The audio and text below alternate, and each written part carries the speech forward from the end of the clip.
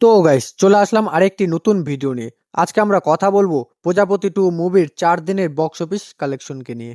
Hey guys, আমি দীপঙ্কর, তোমরা দেখছো আমার ইউটিউব চ্যানেল মুভিফিক্স অফিসিয়াল।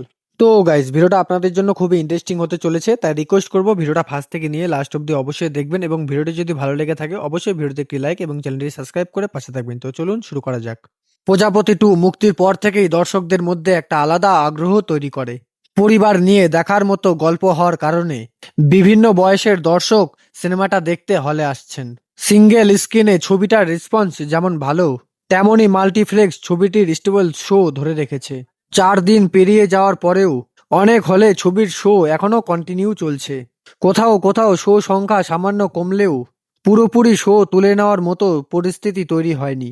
সবচেয়ে বড় কথা, রিপোর্ট অনুযায়ী এখনো 200+ শো হাউসফুল নিয়ে চলছে প্রজাপতি 2, যা স্পষ্ট করে প্রমাণ করে দর্শকদের আগ্রহ কতটা রয়েছে। এটা যে কোনো বাংলা ছবির জন্যই একটা পজিটিভ সাইন।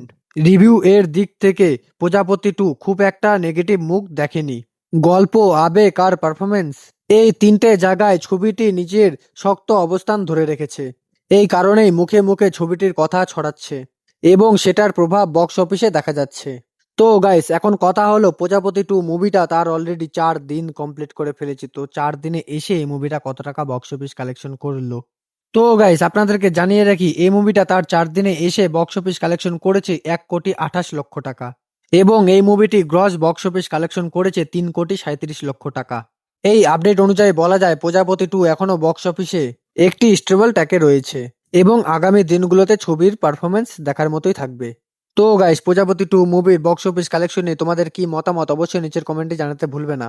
আর ভিডিও ভালো লাগলে প্লিজ ভিডিওতে একটি লাইক এবং চ্যানেলটি সাবস্ক্রাইব করে পাশে থাকবেন। দেখা হবে পরের কোনো আপডেট নিয়ে। ধন্যবাদ।